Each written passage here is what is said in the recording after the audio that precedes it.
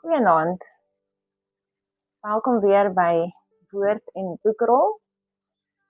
En vanaand wil ek met julle gesels oor 'n oulike stukkie wat baie mis en dit dra eintlik soveel diepte en dit gaan oor die hart van die mens en sy sonde deur die geslagte heen.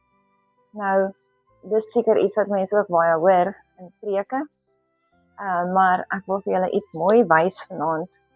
As julle saam met my wil lees in die boek van Josua 3 vanaf vers 16, sien ons 'n storie wat gebeur, waar Josua hulle deur die Jordaan moet trek na die ander kant van die wal toe, in die beloofde land.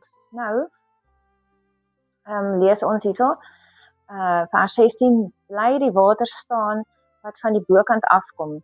Dit het opgereis soos een wal, baie ver weg by die stad Adam, wat langs die Sartan lê, en wat afstroom na die see van die vlakte, die Soutsee, het heeltemal verdwyn. Nou, dis baie interessant eintlik, want as ons hier lees in Josua, dan sien ons eintlik vele prentjies. As ons verder daar sal lees, sal jy ook sien dat die priesters het met hulle voete aan die water geraak en die water het teruggetrek tot by die stad Adam, wat langs Sartan lê.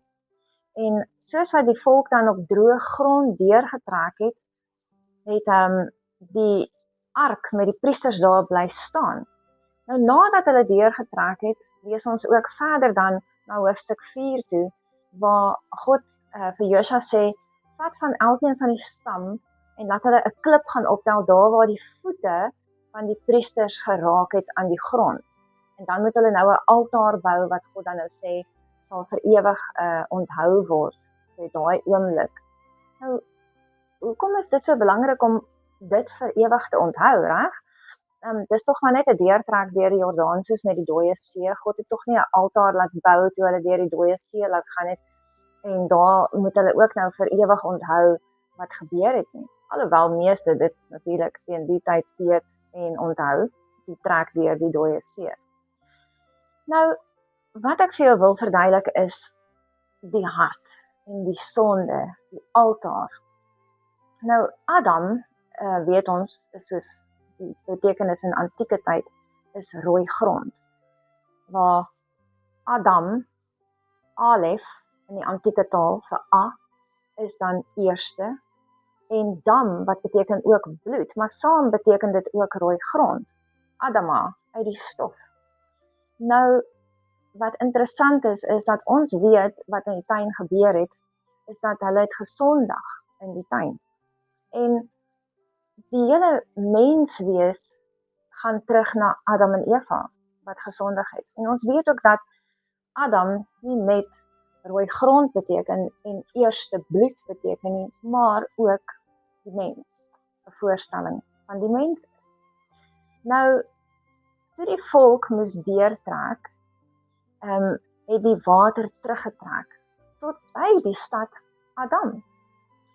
Nou wat ek wil vertel is dat, hoekom is Jesus in die Jordaan gedoop, maar hy het bo op die see geloop?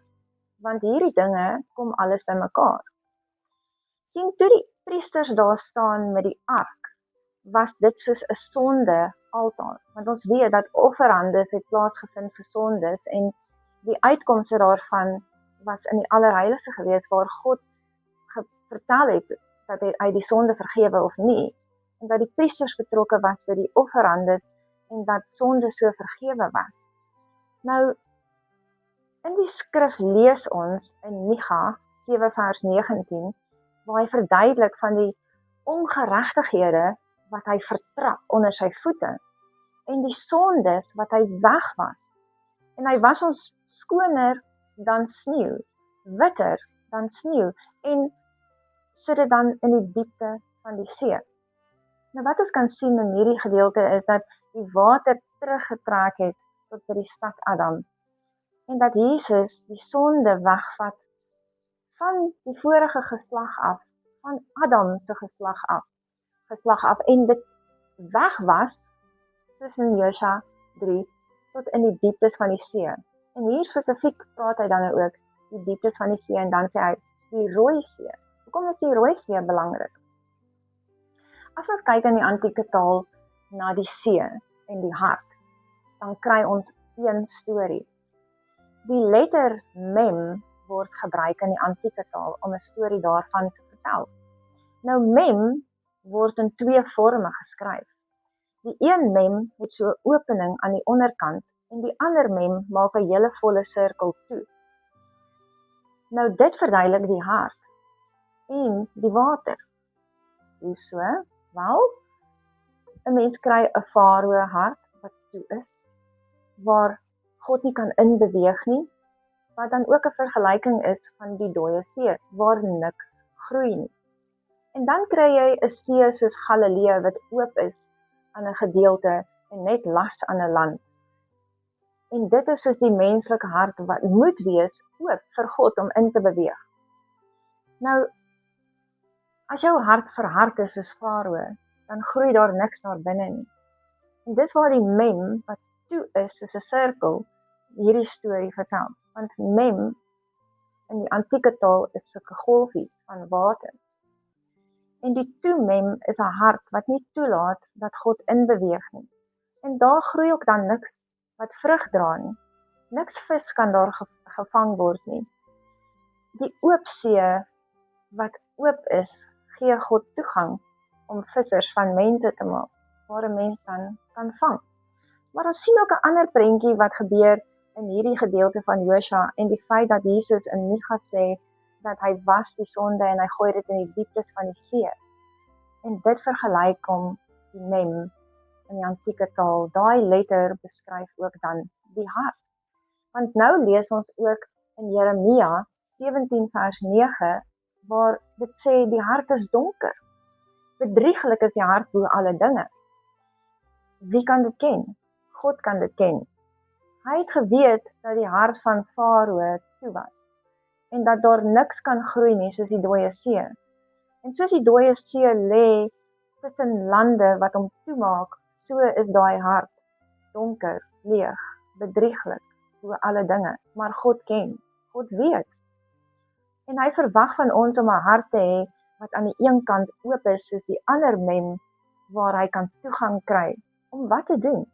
Die sonde wat weggewas is van die geslag van Adam af, wat deurgevloei het oor die ark as offerande tot in die dieptes van die dooie see. God wil daai sonde daar plaas. En jou hart, wat donker is, ken hy. Hy weet watter sonde hy daar gesit het in die dieptes van die see, wat weggewas moet word. Nou, Jesus was 'n prentjie gewees van hierdie ark.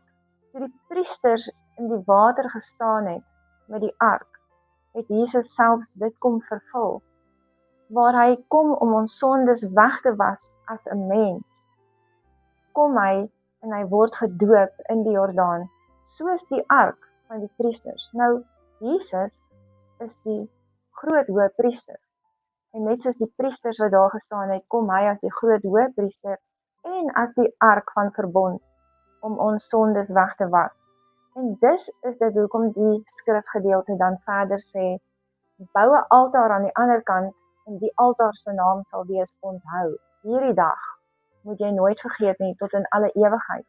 Want dit verbind die Jesus as hoëpriester wat staan in die Jordaan, wat van geslag Adam jou sonde wegwas en dit plaas in die dieptes van die see.